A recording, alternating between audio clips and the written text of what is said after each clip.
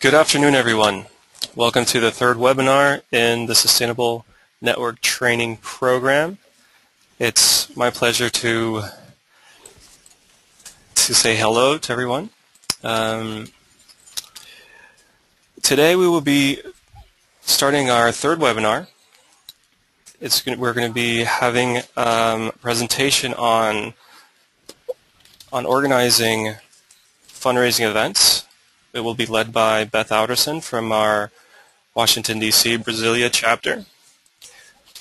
And as you can see in my screen, the agenda, we'll be starting out with a short introduction by me, and followed by a program update by Andrew Moncada from Citizen Effect, who you have all been speaking with. He has been helping you with setting up your profiles on the Citizen Effect platform. He has also just been guiding you along the way in organizing your own fundraising events. And then that will be followed by the presentation by Beth Alderson, who is here today in our offices in Washington, D.C., and we want to thank her for coming just up the road from her job at Save the Children. And she will be able to tell us a little bit more about her own work. Now, I wanted to begin by just giving you just a general sense of where we are right now. This is our third webinar. We still have 5 more to go. But the feedback that I've been getting from the participants has been quite excellent, particularly regarding these new tools that you can now use to help fundraise, to help plan your events, to help reach new audiences. And for us, it's really, really exciting to hear that from all of our members and our participants. But also, I wanted to just draw attention to what this program means and what we hope it will really signify, both in your own fundraising activities, but in the activities that your chapter as a whole is able to organize and get off the ground every year. So we just want to mention that these tools, that this program is complementary to all of your fundraising activities.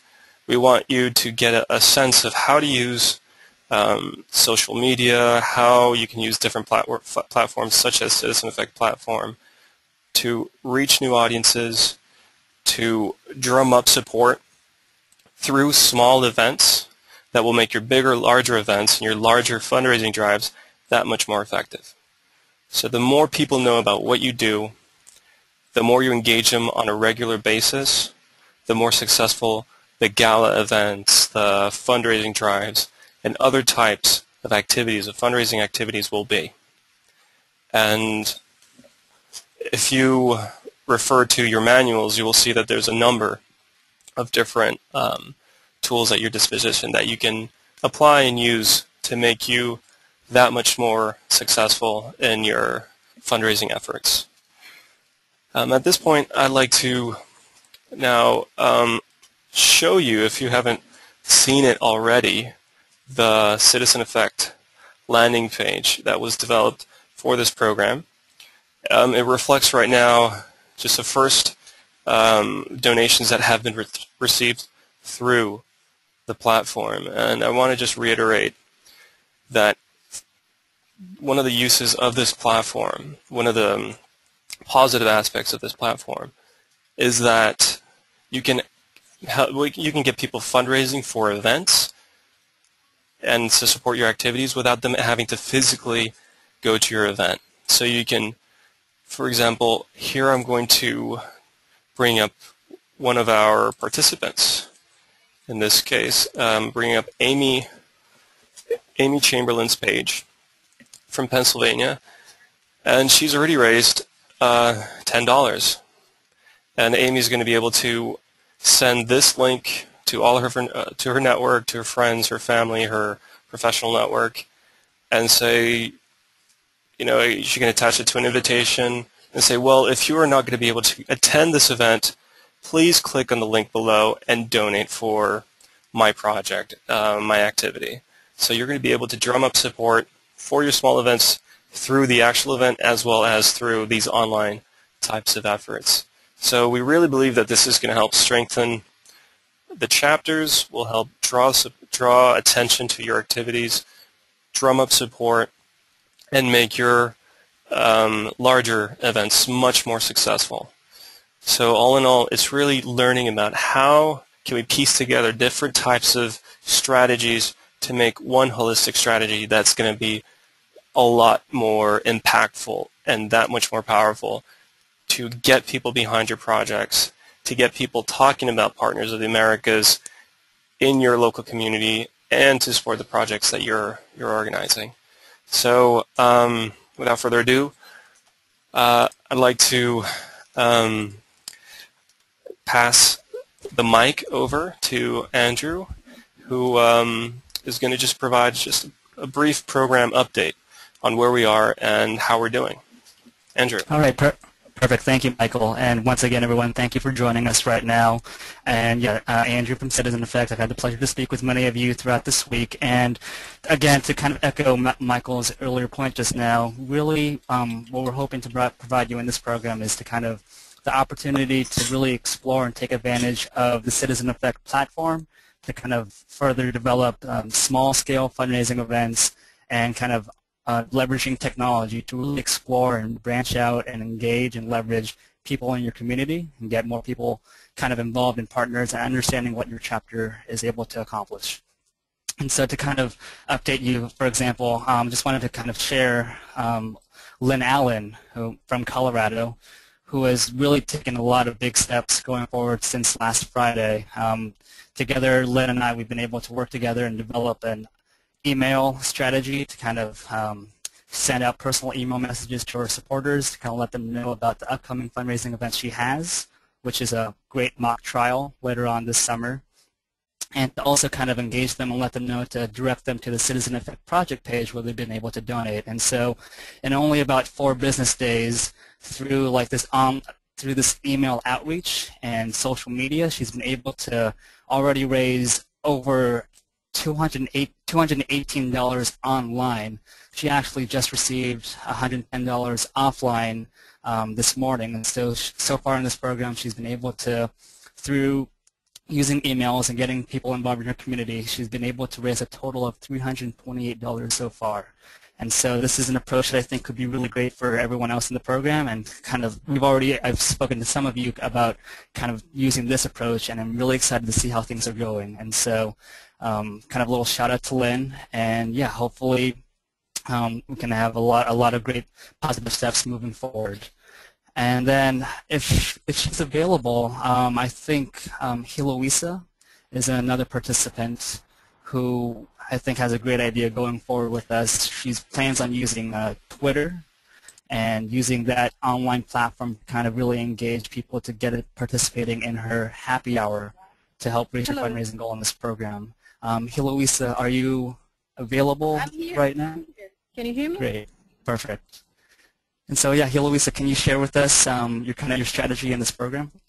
Yeah, the thing is, when you guys invited me to participate in the program, I was very scared because I thought about big events and stuff like that. And also, Brazil doesn't have a tradition in fundraising. But I did organize in the past a few get-togethers with people that I call them on Twitter, and things just happen. I have like a group of people that meet eventually. Sometimes I get together 40 people. Once I got together 70 people. And that's just scheduling stuff through Twitter and a little bit on Facebook. And I'm working with social media now, so it makes sense that I would do that. But it's actually not that difficult. The thing I found useful is to set up a time and date with some people that you know will be there. And if these people, you know, are popular or have friends or have been in get-togethers before and had fun at it, so you are able to bring much more people.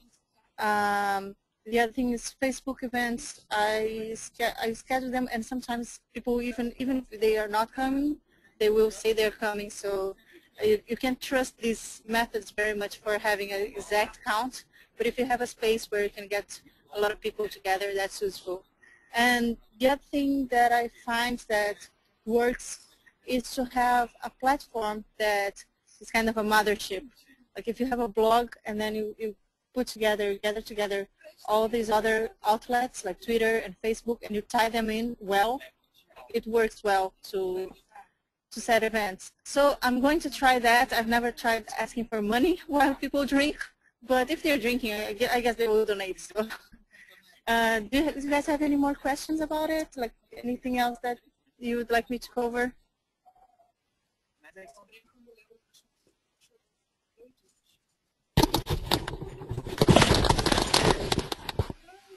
Well, no, I think that was great, Eloisa. And I would just like to ask you, or ask your permission, if it would be okay with you to share your contact information with some of our participants, just in case they have any other questions regarding using Facebook and Twitter, and just some of the ideas that you shared. Yeah, please feel free to share my information. And also I forgot to tell that there's a social media for nonprofits event happening tomorrow in Washington, D.C., and that's a good Twitter profile to follow. And there's also a Twitter profile of Beth Cantor, who's a woman who has a blog and has written books, and she specializes in social media for nonprofits. So if you share my contacts, I can pass along those references and a few slideshows and stuff. Excellent. Thank you so much, Eloisa.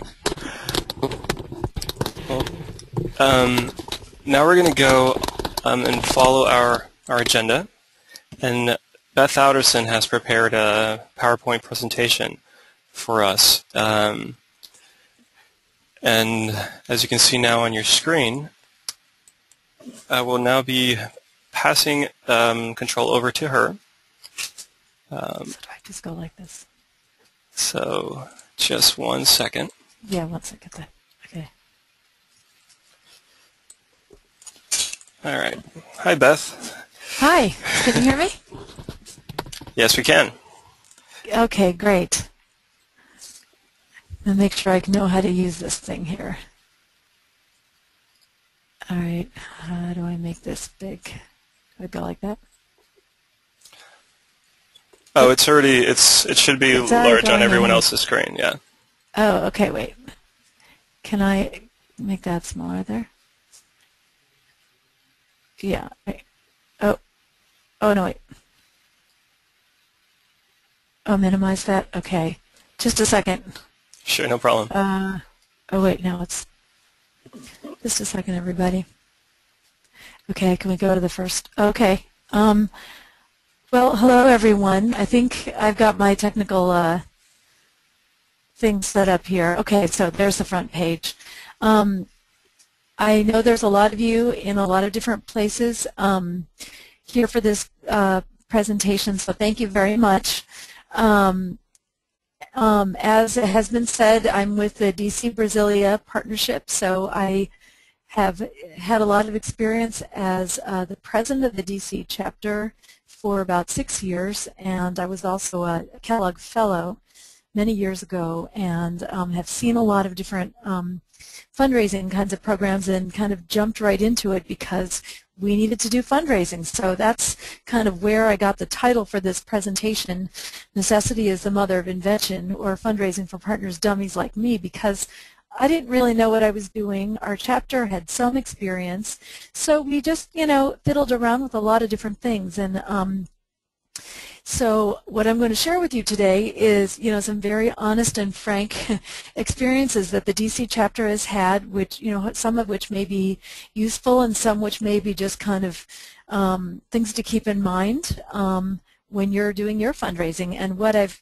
heard just in the last few minutes is that you guys are doing a lot of social media and online fundraising, which is not really much of what we've been doing. So I think that I can stand to learn a lot from you guys, maybe even more than you'll learn from me. So I hope that this is at least somewhat interesting for you. So I'll keep going.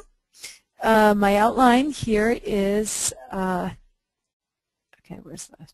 Okay, so first I'm going to talk a little bit about the characteristics of the DC area and how it's unique in terms of the people that live here and the kind of way that our chapter works, overview of our annual plan for our partnership, how we do planning for the project and fundraisers, recruiting and maintaining volunteers, some of our recent successes and challenges and lessons learned.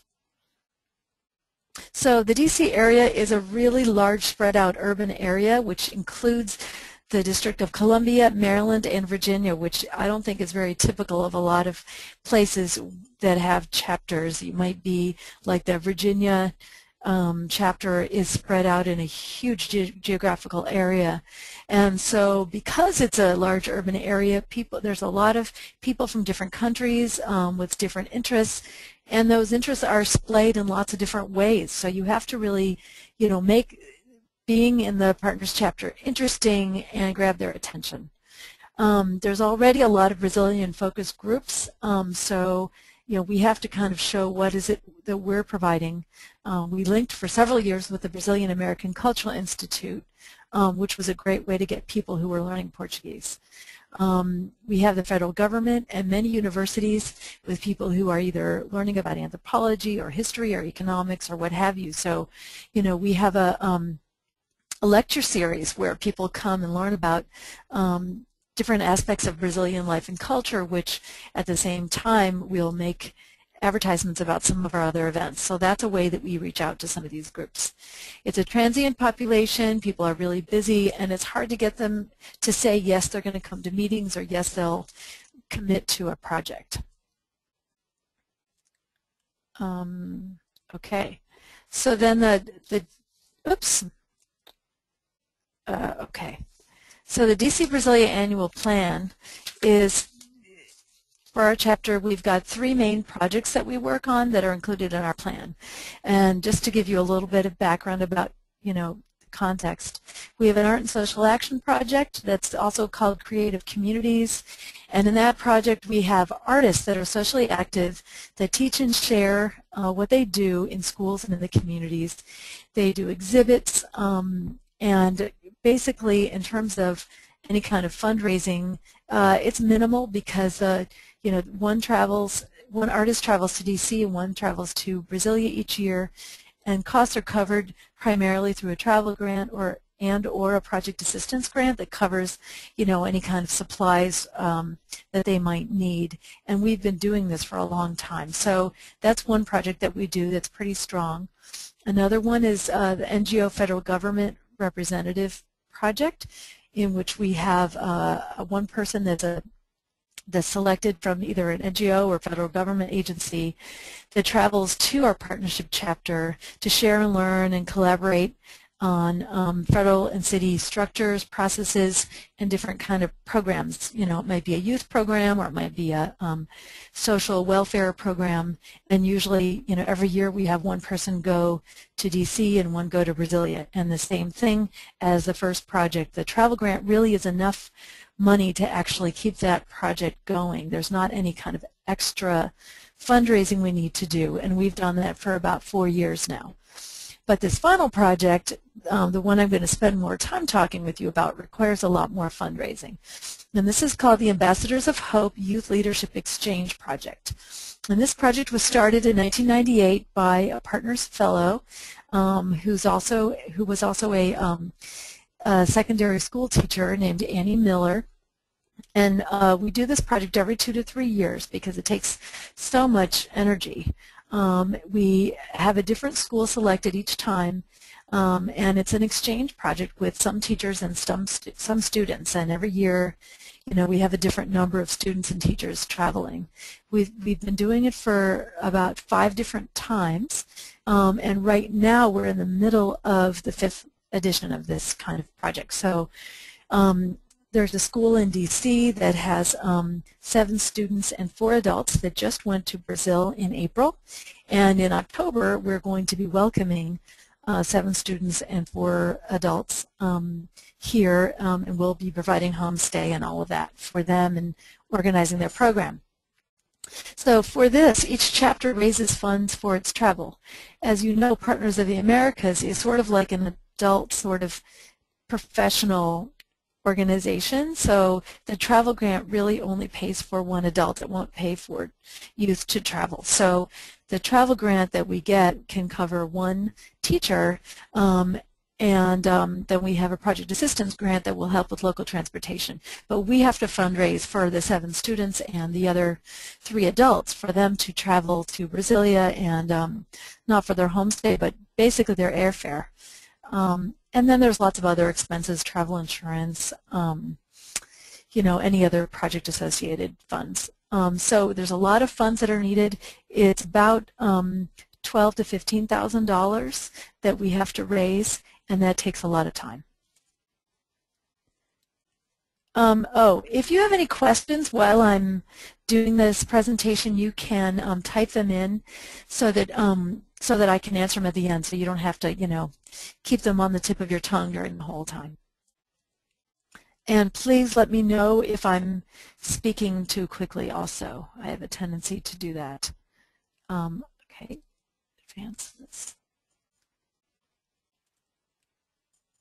Just a second, technical difficulties here. Okay. I'm trying to advance this and it's not going. I'm sorry. Okay. Okay. So you press this. Okay. All right. Sorry, I'm using a different computer than I normally use. So when you're doing your planning, like we did for this, or still doing for this project, it's really important to have a specific and time-bound fundraising goal.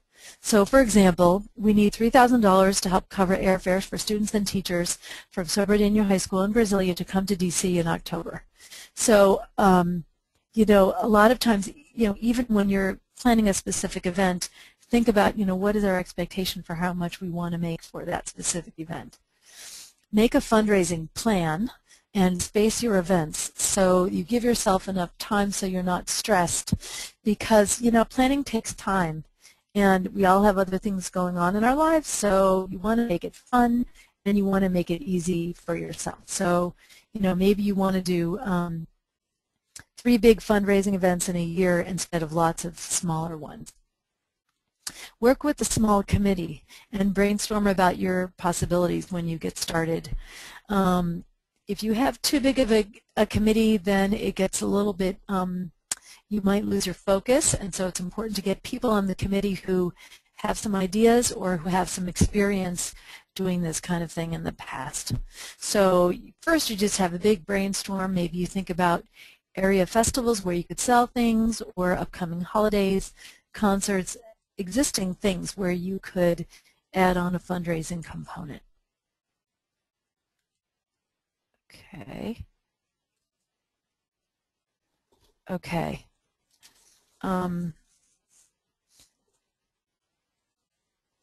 So the next one, disseminate. So it's really important that when you're starting to do an activity, once you've decided what it is, what worked for us was we had one project flyer that was for the entire project that we would use to hand people for donations. It would be sort of a generic sort of, this is the project, this is what the goal is, this is who we're working with, have a really nice photograph, and we put our tax ID number on it just so that people know that we're legitimate.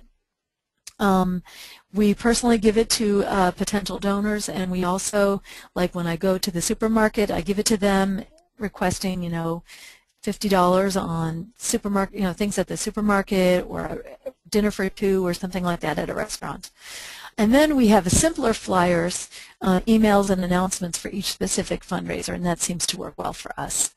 Inform members about your progress during and after it ends. So, you know, so far, you know, we've got these many things prepared for this event, and use Facebook, email, and YouTube, and every single, you know, way you can to keep people knowing about the project, and so they can see who of their friends are going to this thing too. Advertise it with the local media and send reminders. This is all really important stuff. get the right people and keep them engaged. You know, it's really important, and I've learned this the hard way, that when you have an activity, you know, make it relevant and fun. People don't want to just join a group to come to a meeting. So people need to feel like there's something in it for them, something they can share, make it social, maybe have a happy hour or some kind of fun information to go along with it. People are busy, so they need reminders. But they will come if the event is fun and they can participate and interact. Like the cultural event is huge.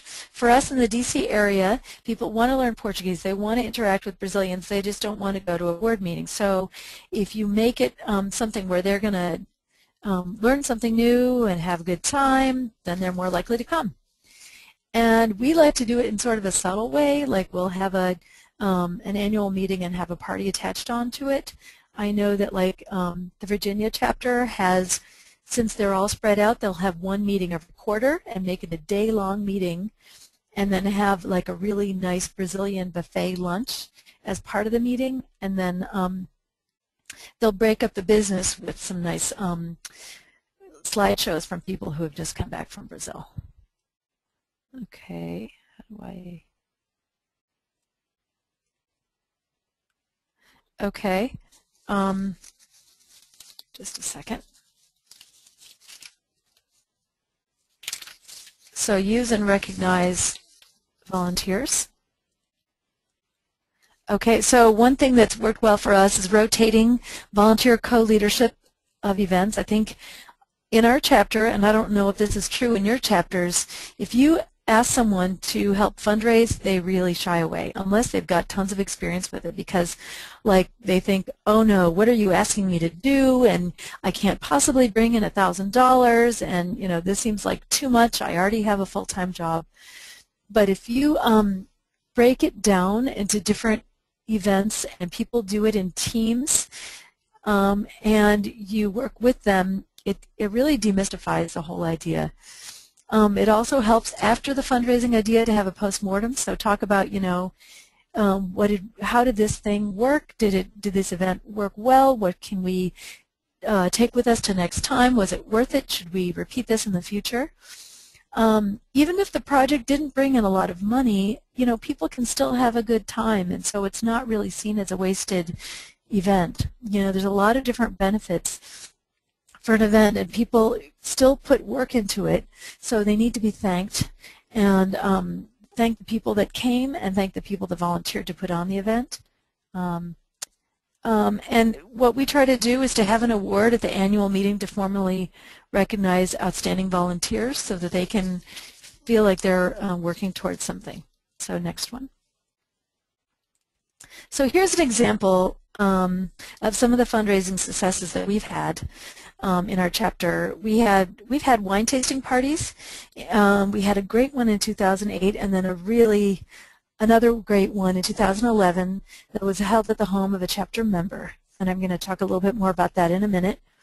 Another thing we did was we sold tickets for Brazilian concerts, because in DC, Lisner Auditorium, which is part of George Washington University, brings in a lot of big-name Brazilian musicians. So what we end up doing is, you know, we take a little bit of a risk and we think that maybe this event is going to sell out. So we buy a group of tickets, maybe like 20 seats, and then when it sells out, people still want to buy tickets, so we will sell those tickets for maybe $10 more per ticket. So, you know, in the past we've made $400 or $500 on something like this very easily. But one time we did it and the event didn't oversell. So you have to, you know, think about that, you know, the kind of risk that you take in doing that. Happy hours at restaurants, this is a real easy thing to do.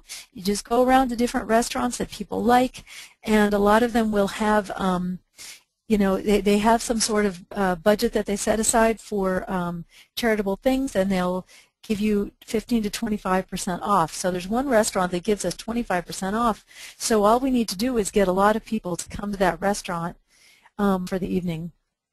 And we did that with the Return Peace Corps volunteer group because they have a large, you know, membership. And so having them and having our membership together really gave us a good bang for our buck.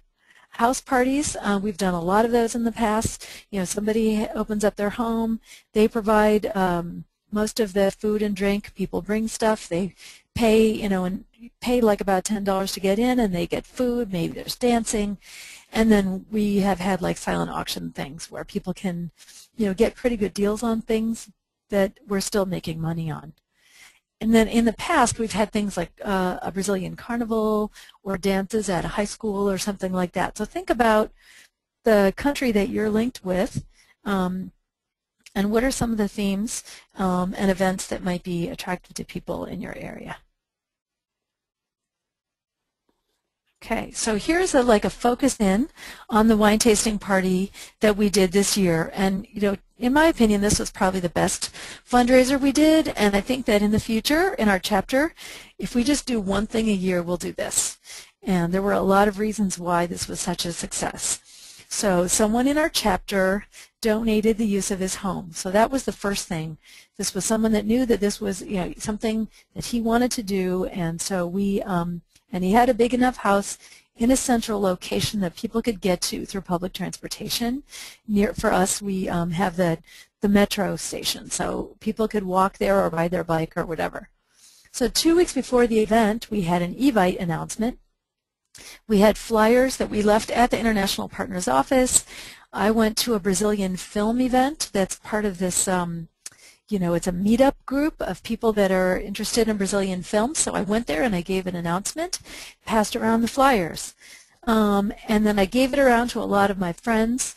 And then there's a Portuguese language meetup group that also is a whole nother group of people, and I brought the flyer there. So it was not just our chapter, it was lots of other groups that found out about this event. We had a 3-person committee. We called members to bring food.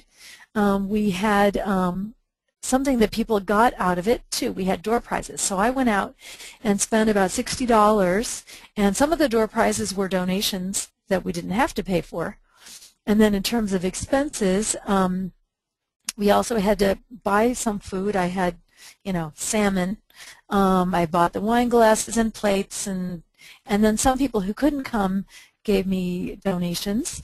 A supermarket gave me a $20 donation. So in total, we had about $300 in expenses. And then what we did was we said for each guest to bring a bottle of wine and $20 as a suggested donation. So we knew we were going to be getting a donation. And the other good thing was we hadn't done a fundraiser in a while, so people were ready to, you know, to give. So, and we wanted it to be a fun way for people who really are sort of like foodies and wine people to try out different wines. And then when they arrived, they would give the bottle of wine and the donation, and they would get a raffle ticket. So during the course of the evening, after, you know, maybe an hour, we would do the door prizes. We really only expected 30 people, but we had more than 45 people that came. And the person that hosted it told all of his neighbors, and it was kid-friendly as well. So the kids got to play in the basement, and the adults were upstairs, and it was just very fun and nice. And the total revenue was about $1,000, and the people who couldn't come were still kind of, you know, sending money afterwards, which was really great. And the host family they got to keep all the leftover food and wine, so they were happy. So in my opinion, this was a really successful event. And, you know, once we were there, you know, we got to relax because all of our work was done. So some of the specific challenges in not just with the wine tasting, but in our fundraising for the Ambassadors of Hope Youth Leadership Exchange was that we're working with a foundation and a school and our chapter. And the foundation was trying to have this big gala fundraiser, which sort of fell through. So they ended up doing an online campaign instead, but they didn't really engage any of the students at the school to help get the word out about fundraising. And so, you know, they didn't really bring in very much money, and they did it at the last minute. Timing was really an issue. We just really decided to do the project in October, the students were selected in December, and then they traveled to Brazil in April. So we really could have used more time to really build up the momentum and do more fundraising. And the students really needed to, we needed to pay for passports and their visas, and parents needed to get involved, and there were a lot of details that were also really important besides just the fundraising. So because we didn't have the time, some people had to get expedited services for their passports, which cost more money. So as I said, there's the foundation, the school, and our chapter. So we had to kind of link together, how we work together and who was going to do what. And it was a lot of emails and conference calls helped out, but it was a lot more communication than we anticipated. Okay. Sorry, that's not. There we go. So we had some more challenges. We expected the parents to pay for passports, and then, one student had to drop out because their parents couldn't pay for it. Since we had a foundation, the foundation said that they were going to pay for the chapter, for the airfares for the students to go to Brazil. So our chapter said, well, any money that we raise, we're going to give to the Brasilia chapter so they can send students to come here. But and this is something to pay attention to, if you do give the other chapter money, you have to be very careful that that doesn't set a precedent that they're always going to be expecting funds from your side. And I don't know, I would love to hear the experiences from you guys about whether this has been an issue. We're trying to make the project work, so in the short term we said, look, we'll fundraise and send you this money down with the next traveler. But now, we did that in the last exchange, and now they're saying, well, when are you going to give us money for X, Y, and Z? It's difficult to get new members to pay a membership fee until after they are engaged in the project. For example, we're working with a new school. Should we have each of the teachers on this project become members of our chapter and pay the $35 membership fee?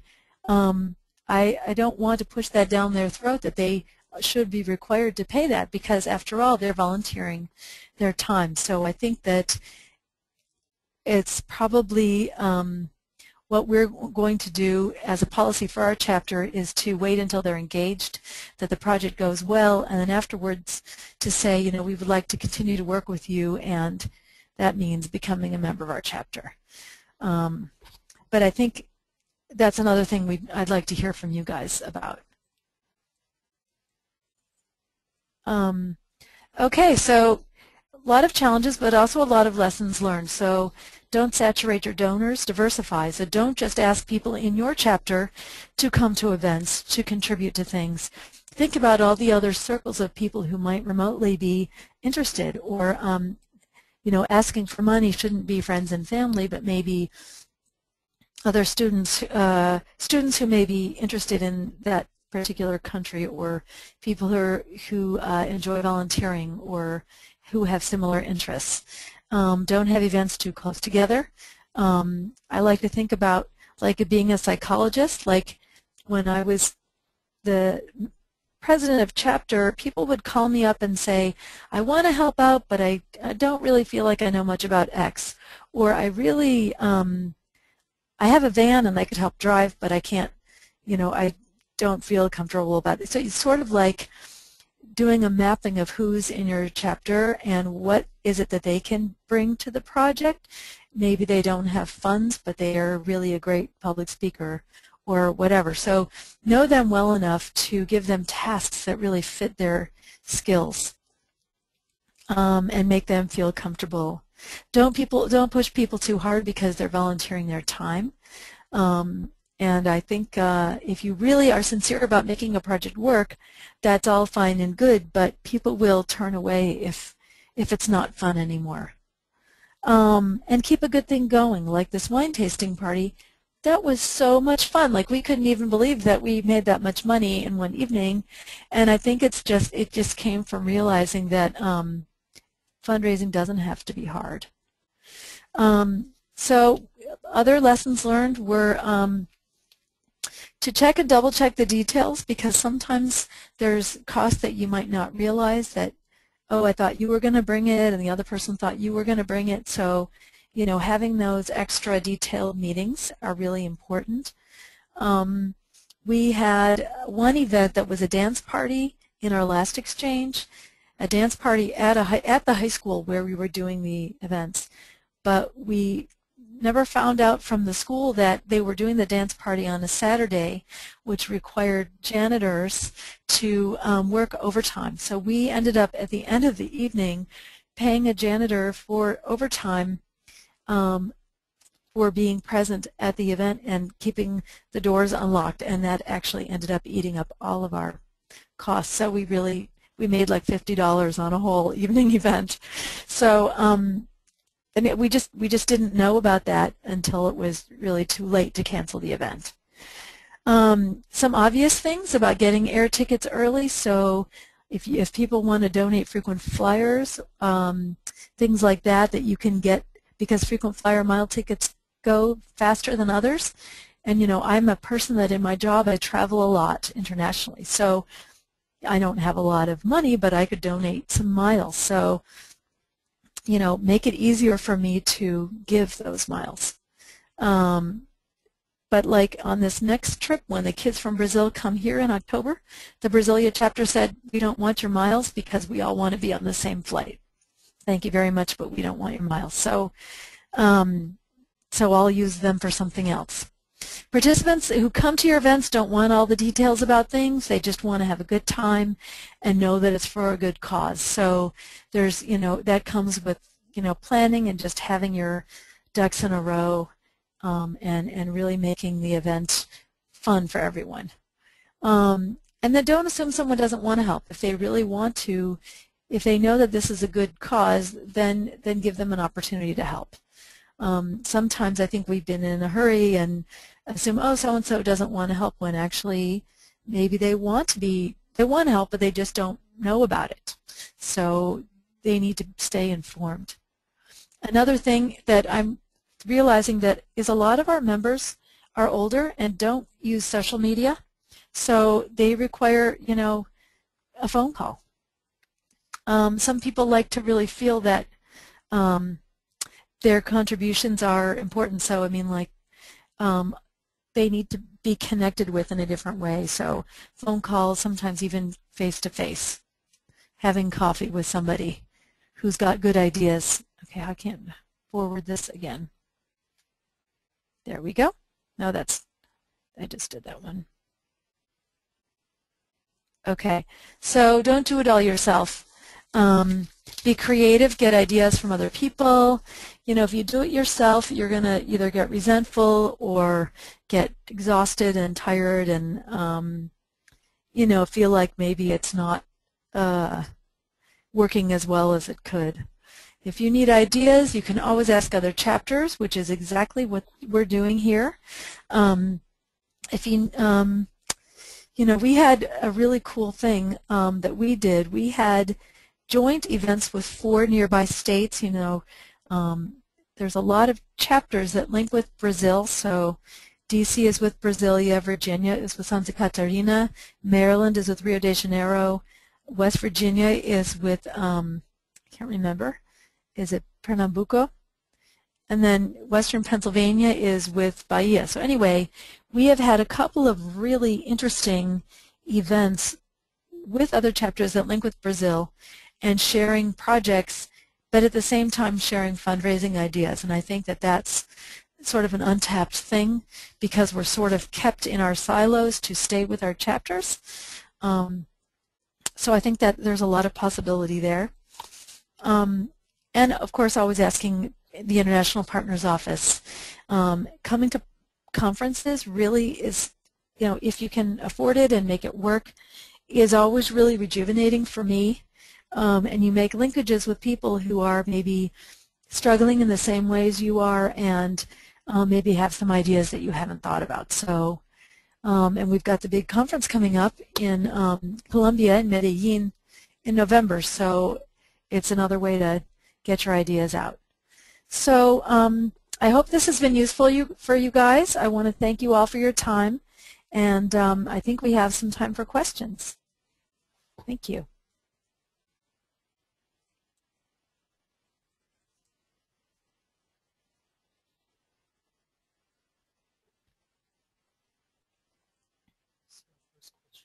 continue. Oh, okay. With this information, PowerPoint used, I can't read this. With this information used in this and other presentations be accessible for online review?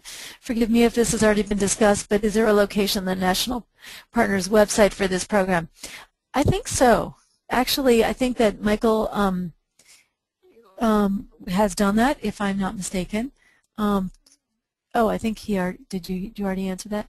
Okay. Yes, so I think the answer to that is definitely yes. And as I say, you know, we're always learning from each other. So if you have some other ideas you want to share, I would really love to learn your fundraising ideas. Yes, we've actually, I'll be sending out the presentation to everyone after this webinar concludes. I'll send out the PowerPoint presentation as well as Beth Alderson and Eloisa Andrade's contact information. And actually, Eloisa just volunteered to create a Facebook group for us in which we can, you know, exchange some ideas, exchange references, and hopefully just get some of this good conversation going off, well, in between webinars. Beth, Brandon Watkins, Brandon Watkins from Wisconsin says, from Michigan, says the following. Coincidentally, I am planning to do a wine tasting party with an added small art auction. He says he'd love to have your contact information.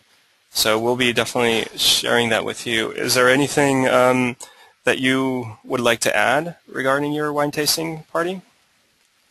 Me, or are you talking to me or to him? To me? Yeah, to you. Yeah, well, I mean, that's a wonderful idea, Brandon. And, you know, what's great about that is that after people have a couple drinks, you know, they're relaxed. And if you haven't had an event in a long time, they're going to want to give. They know this. You know, they know that when they walk in, the purpose of this is fundraising for this good cause. So, you know, it's important to say that up front and, you know, make that announcement to say, you know, we really appreciate that you're here and this is for a great cause. One of the things about the wine that we tried to do the first year, which wasn't quite so successful, is that we wanted to people to say, bring your favorite bottle and write on a piece of paper why it's your favorite, and so that other people could, you know, taste it and learn. And, you know, if you're a real foodie, you might actually want a little pad of paper around the person's house so that you could write down what you remember about it or the year or whatever. We found that most people just came to the party because they wanted to socialize and they wanted to try different wines. The thing about the art is that in our chapter, you know, people don't walk around with large sums of money, so having maybe smaller items or not super expensively priced items are going to go better, because what you don't want to do is have things that are, you know, $200 or $300 and then they just sit there. They're beautiful, but then you're not, because your purpose is to move the items, right? So you could have different tier levels of things, and you could have some of the things be art and some of the things be maybe even like auction of dinner for two or things like that. Now, some people like to do auctions of like have dinner with Beth, or, you know, have dinner with, you know, some, you know, not me, but, you know, some really popular person who donates lunch, you know, something like that. I think the idea of art speaks to a specific crowd. So think about who's coming and the kind of art that might be interesting to them. We haven't had as much success with things that are non-Brazilian in terms of art.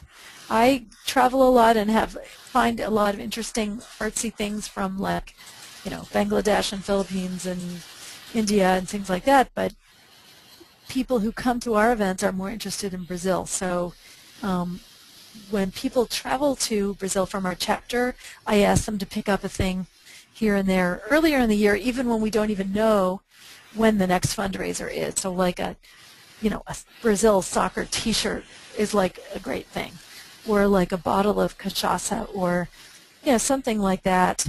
So I guess, if you have some lower priced arts, that's one idea, and then maybe some other things for people who might not be just interested in art.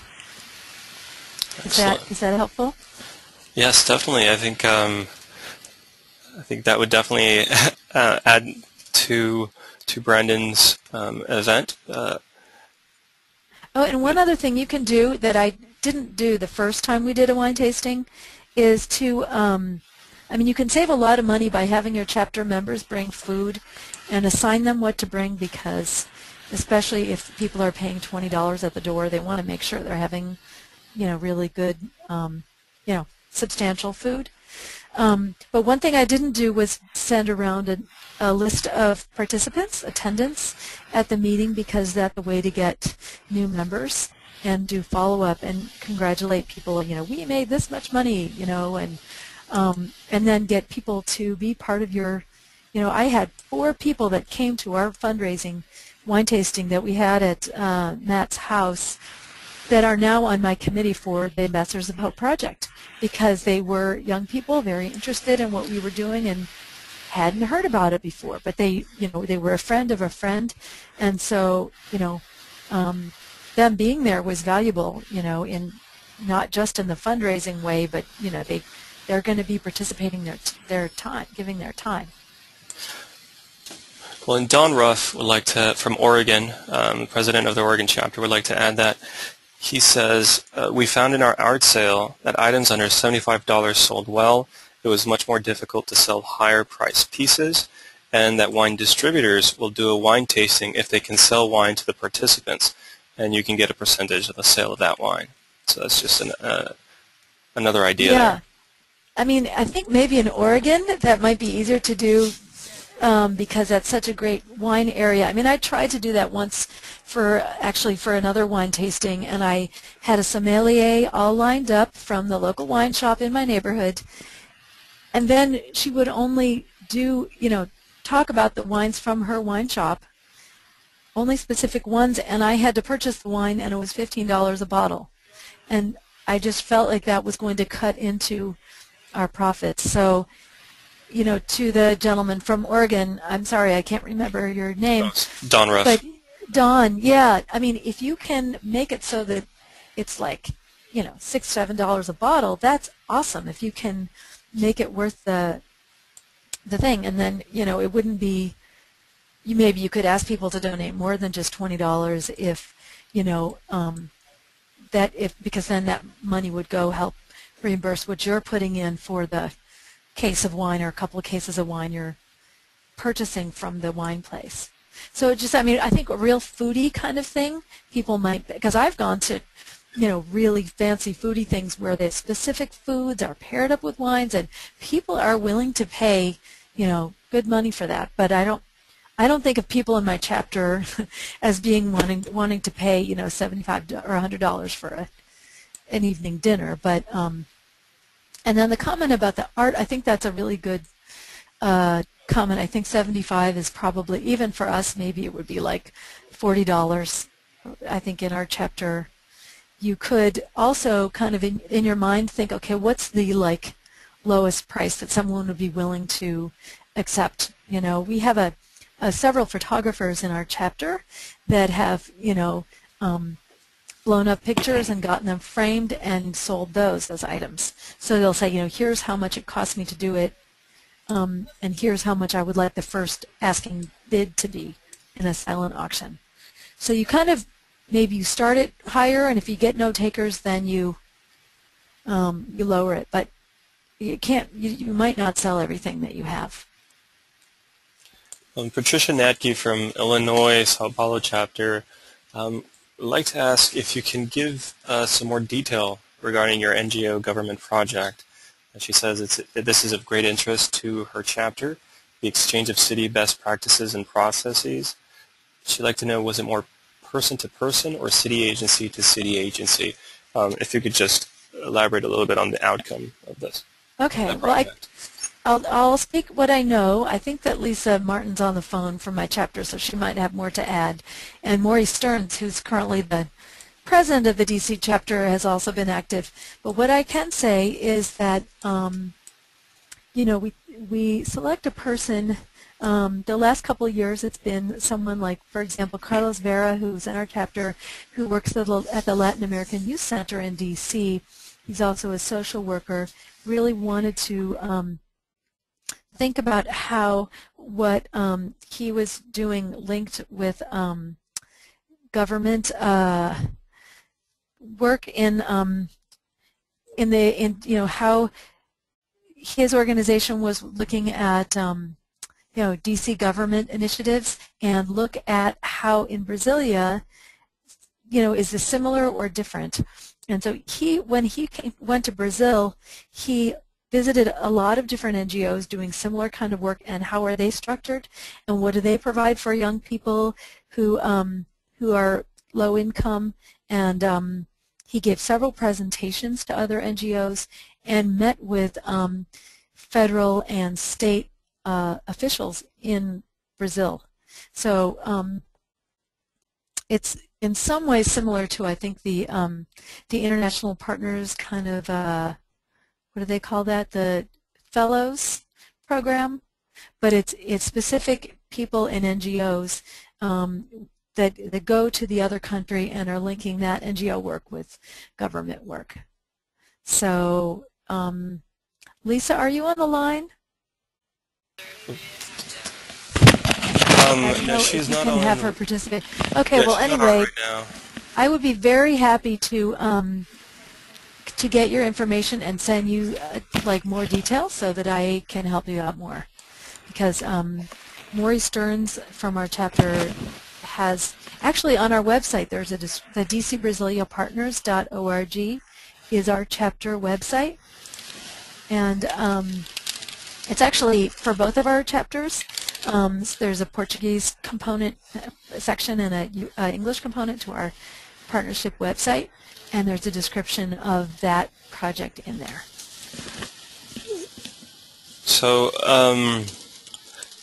we'd like to just add one thing. Don Ruff said that he can help you, the DC chapter, host a special wine from Oregon event in DC. So maybe that's a contact that we can make right there. I would love that. That's so great. No, but this is perfect. You know, I love this because there are some things that I'm sure that are from DC that we can exchange with Oregon and other chapters as well, because we're all in this to promote this people-to-people development. So why not, you know, find what works in one place. So Don, like the next time you're in DC, I don't know if you'd like bring some of the wine or how we make that work. Thank you. That's a great idea, because I mean, we're constantly looking for new ideas, and I'm sure you are as well. Well, we'll be taking 2 more questions. The next question is from Eric Brand. He is president of the Minnesota Uruguay chapter. He's also on our foundation board for the Partners of the Americas. Eric would like to know, how did you determine the 3 main areas for your chapter? Wow. Some of it's trial and error. We have, for many years when I was president, we really spread ourselves too thin. And I always remember this. It's a silly commercial on TV. It's for Orville Redenbacher popcorn. And they always said, you know, choose one thing and do it well. And so I just feel like, you know, all of our time is precious. So once you figure out what is it that really jazzes people up in your chapter, what is it that people are interested in, but also where are their skill areas, then you have to look to your counterpart chapter. What are their interests and their skill areas? And for the longest time, we had a disability project that was really successful, but we had one person with disabilities in our chapter that traveled to Brazil and did some workshops, but then it kind of stopped. So it needs to be something that there are enough people on both sides that are interested, and someone on each side that can be a champion for that project and run subcommittee meetings. so that they can, report back to the larger chapter maybe on a quarterly basis, like this is what we're talking about and this is what we'd like to do. So, so we've made a lot of kind of, I don't know if I could say wasted time, but we had so many ideas that people really clung on to, but that just didn't have a lot of traction. So we just, right now, we've just realized that these 3 different projects have a lot of energy around them, and they're growing, and the Ambassadors of Hope takes so much energy. I mean, we almost abandoned it again this year, but we had this foundation approach us and say, we work with young people, we want to help fund this, and we said, okay. But if you don't have that energy and commitment, then the project probably will not be sustained. Excellent, thank you. We will take one more question. If anyone may have one question, you can even raise your hand on the panel instead of writing it out, and I will call on you.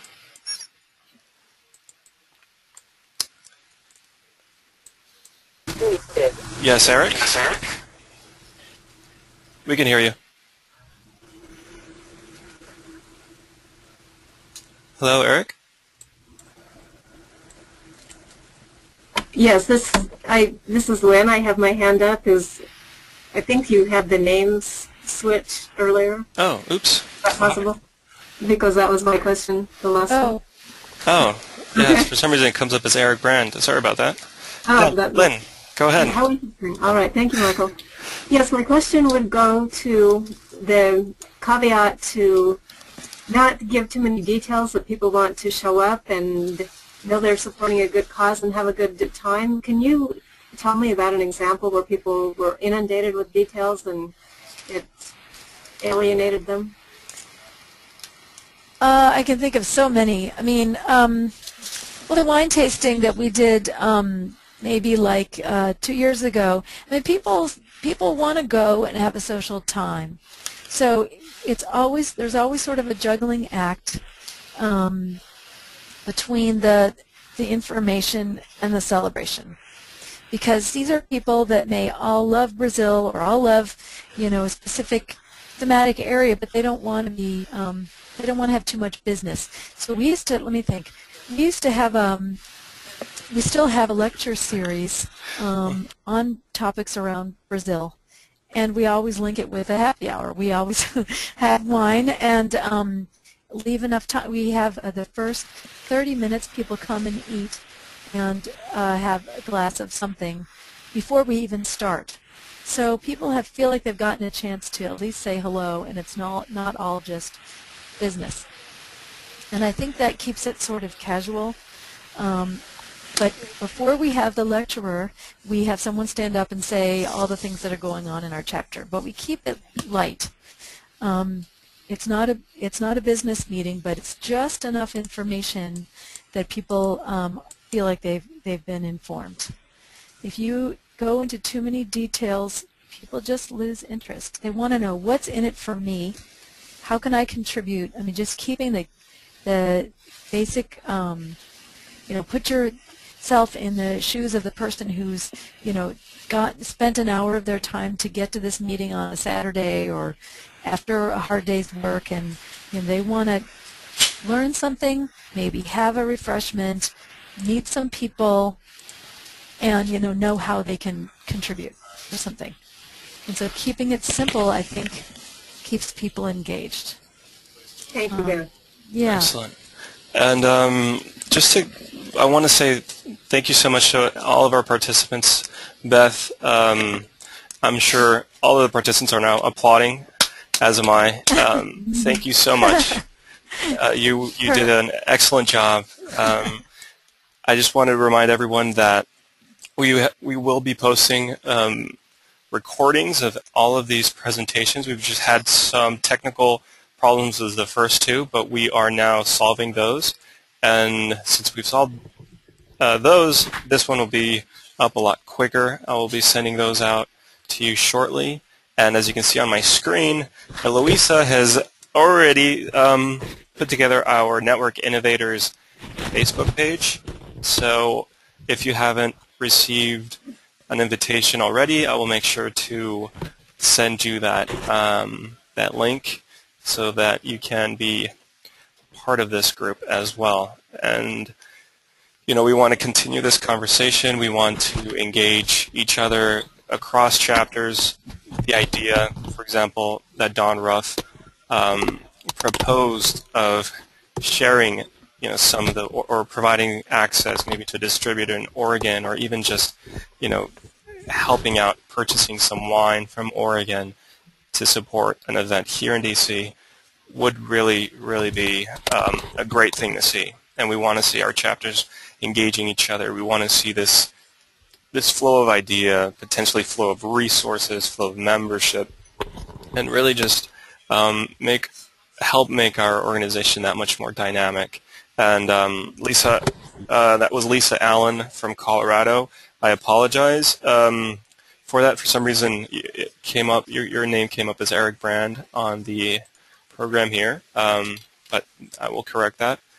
And once again, thank you so much, and we will be in touch again next week, and I will send out the invitation for the upcoming webinar, so stay tuned for that.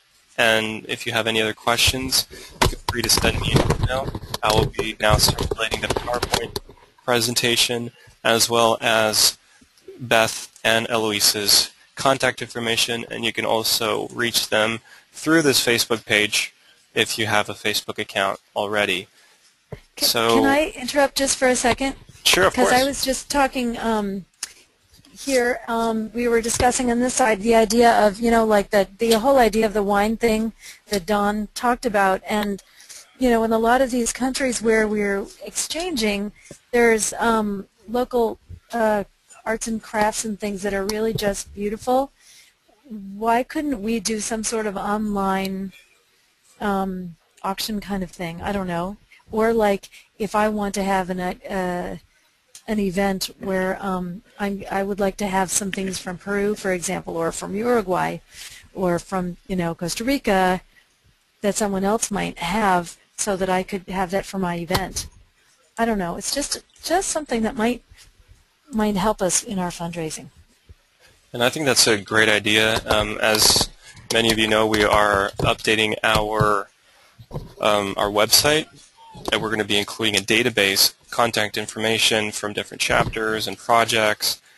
But this may be something that we should look at, kind of a marketplace. If that's something that we can develop, I think it would definitely be something that might be worthwhile. Yeah, So, it might be like a virtual store or something, or a shop, partners shop. I don't know what you would call it, but yeah, I think that's a great idea. Well, thank you, Beth, again. Sure. And just to let everyone know, we will be the webinars are going to be posted on our website, on the partners website, and I will send out the link for that so that you can have it. If you want to visit the link or the page itself, just go to partners.net. Then you go to, actually I can do it right here, so you can follow along.